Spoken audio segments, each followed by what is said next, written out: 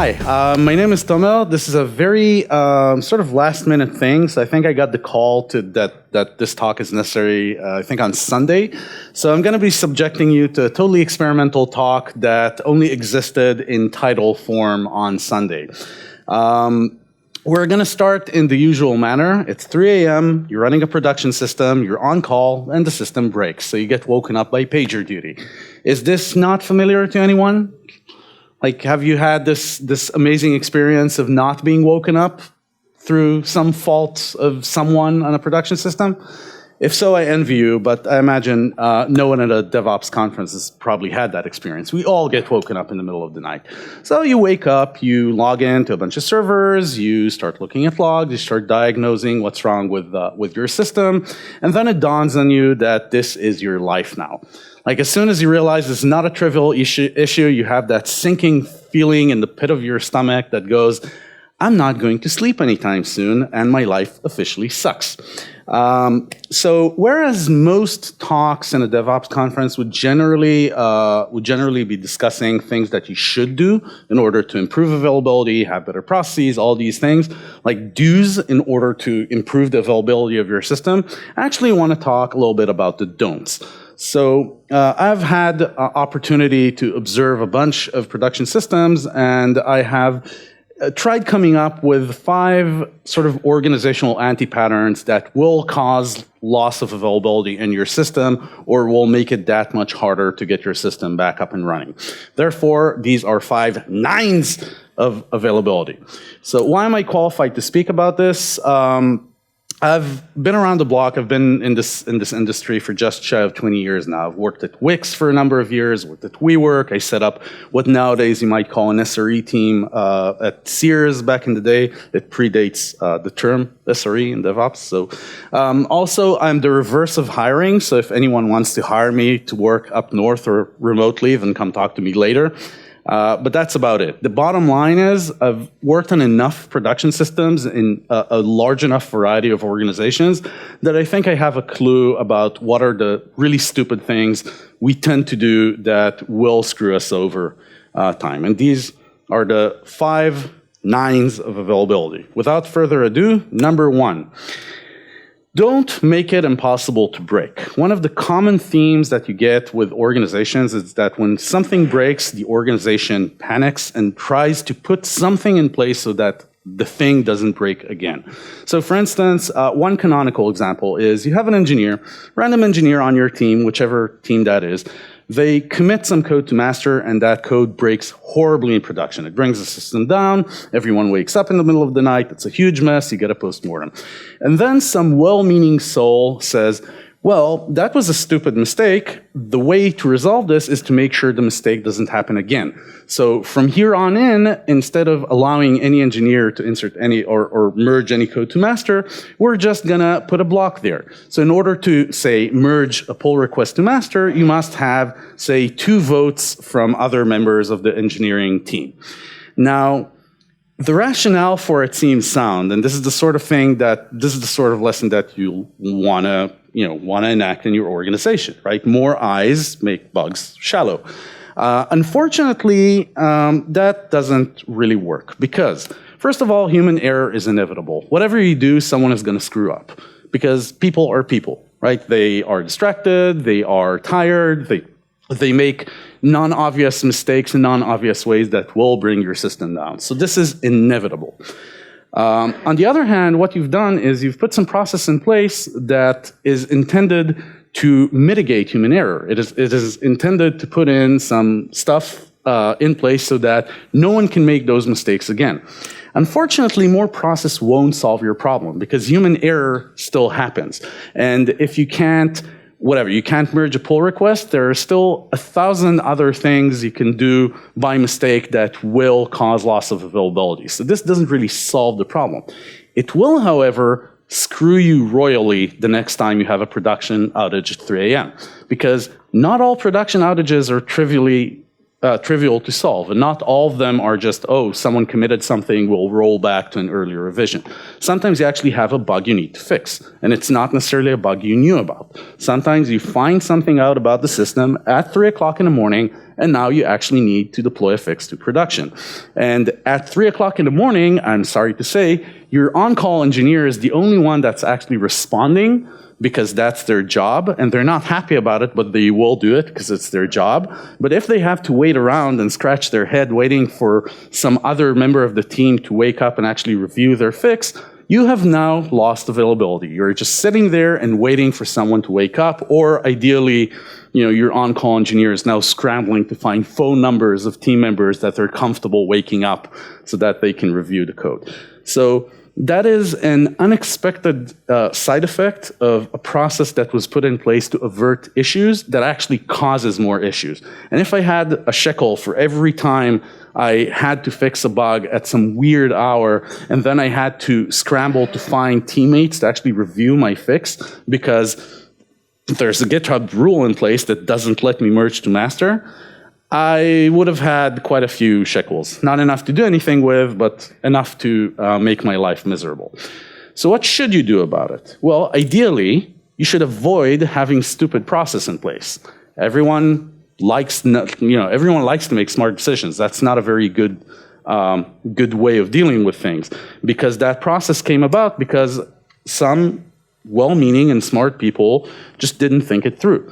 So if you do put such a process into place, if you do require, say, code reviews before merging PRs, or any type of process of that nature, it is incumbent upon you to provide an escape hatch. You need to provide your engineers with some means of circumventing that process on an emergency. And if you're still worried about, giving your engineers that power, empowering your engineers to actually avert the process, then put some logging and auditing in place. Right? But at 3 o'clock in the morning, when your on-call engineer needs to merge a bug fix, you don't want anything standing in their way. So make sure you have that button that says, yeah, I'm sure, just skip this process. Annoyance number 2. Don't put artificial barriers in place. So the example I just gave you was a common one, but it is very far from being the most egregious limitation that we place on our engineers.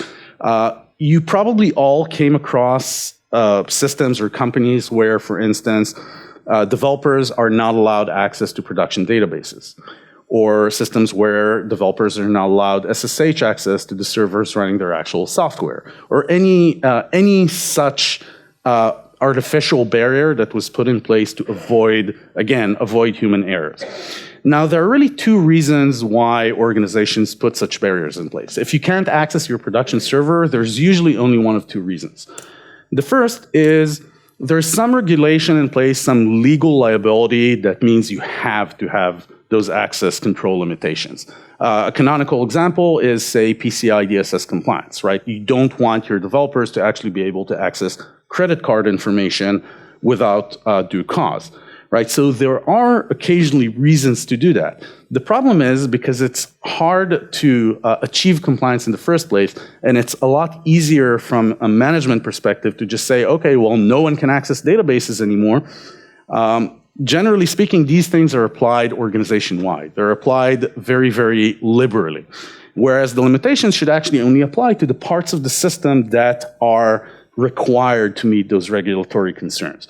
So if you do have these concerns, if you do have these constraints, limit them to the smallest surface area of your system as possible, and you should still allow access. Very quick, very rapid, no synchronization, no approval required, access to those resources so that when your system breaks at 3 a.m., it can still be fixed.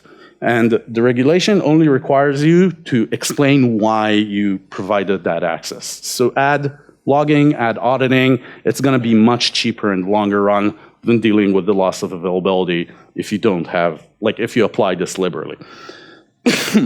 The other unfortunate reason, and a much worse one, is lack of trust. If I had a nickel for every time, nickel, shekel, whatever, for every time I saw a company where some developer ran a defective script on a server somewhere wiped out a database or corrupted data or did something like that, and the end result was that suddenly no one had access to the production systems, that's just nuts. Okay, it doesn't work. First of all, if you don't trust your people to operate the system, why are you letting them build it in the first place? That's just ridiculous. If you're hiring smart people to build the system, trust them to operate it. They're the ones that have the context to operate the system. But more importantly, this won't help you, because the sort of problems that this intends to solve are problems of the engineer SSH into a server ran rm-rf variety.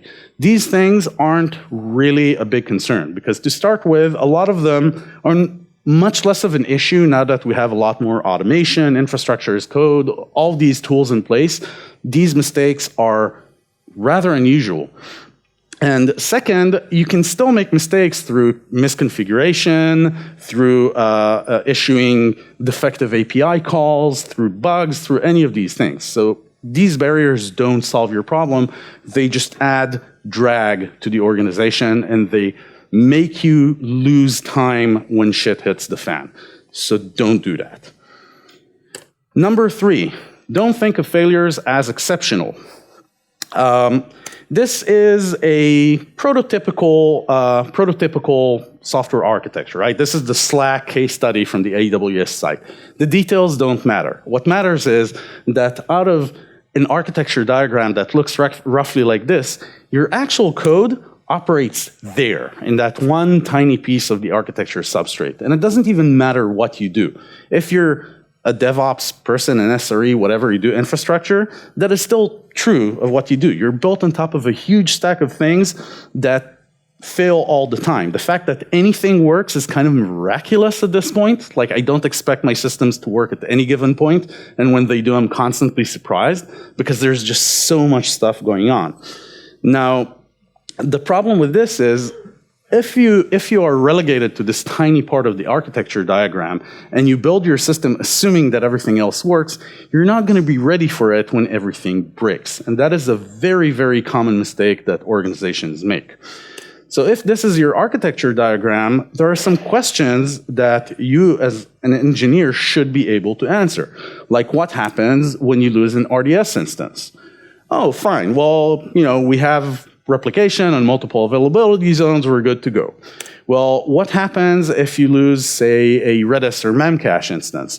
Suddenly, it's not that trivial, because you might be highly available, but then you might treat it as a cache, and if it's broken, then you might just shunt off all traffic directly against your database server and blow it up. As part of your availability story, you're actually DOSing your own system, right? Which is a very common failure mode. But more importantly, you still should be able to answer questions like, what happens if you lose an entire availability zone or your entire VPC?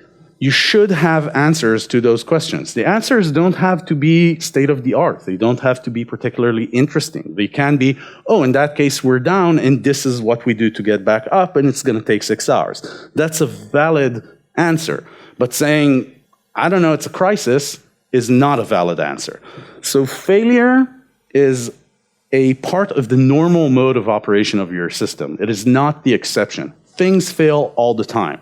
In a large enough system, you will have servers that are down, you will have routers that are down, or packet switches that are down, you will have third-party dependencies that are broken in various interesting ways. Something is always broken somewhere, and the system should still be able to handle it. So failure is a given in modern systems. Don't pretend like it's a disaster recovery scenario and you don't have to worry about it.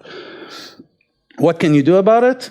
Plan for failure, design for failure, drill failure scenarios. Okay? We all know that if you have a backup system, you need to drill backups and restores. Well, why doesn't that apply to everything that we do? Failure is the norm. We should be ready for when it happens. So that is why, as most of you probably know, this shouldn't be news to anyone, chaos engineering is your friend. Like, whether or not you like the term, doesn't matter. The principles are, your system is going to break. The process by which you bring it back up is super important to your business. It is your livelihood. Therefore, you should drill it. You should bring down parts of the system and make sure that the system carries on and the organization actually knows how to handle that failure in a nice and smooth way. Number 4, don't make problems go away. So you have, again, 3 a.m., system is down for whatever reason, you're an engineer, you go into your various monitoring solutions and log aggregation, whatever it is that you do, and you may or may not be able to figure out the system. Maybe you can't figure out what's wrong, maybe you can figure out what's wrong, but some part of the system is in a pathological state that it will never recover from. Whatever, thread exhaustion is, or GC storm are classic examples of this. Well, what do you do about it? Have you tried rebooting it? That's what everyone does, right? Once you reach that situation where you don't know what other questions you need to ask of the system, or you can't figure out what's wrong, or you know what's wrong but there's nothing you can do about it, you reboot it. And that is a big problem, because reboot is the result of panic. I don't know what else to do, so I reboot the system. And there are two very, very problematic I guess I would say ramifications that come out of rebooting a system. First is rebooting a system, any part of the system, can have very nasty side effects. Like you can have anything from corrupt data on disk, the system doesn't come up anymore, the system comes up with lost data or inconsistent data between parts of the system.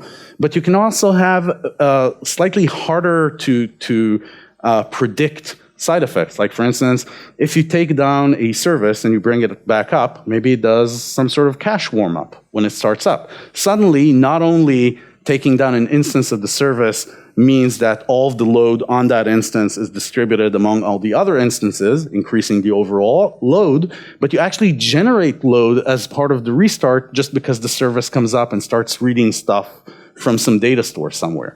So there are a lot of side effects to rebooting any part of the system, ones where even at the best of times you're likely unaware of, and certainly when you're under fire at 3 o'clock in the morning, that's when a reboot can actually have devastating consequences on your system. So reboot is not something that you should take lightly.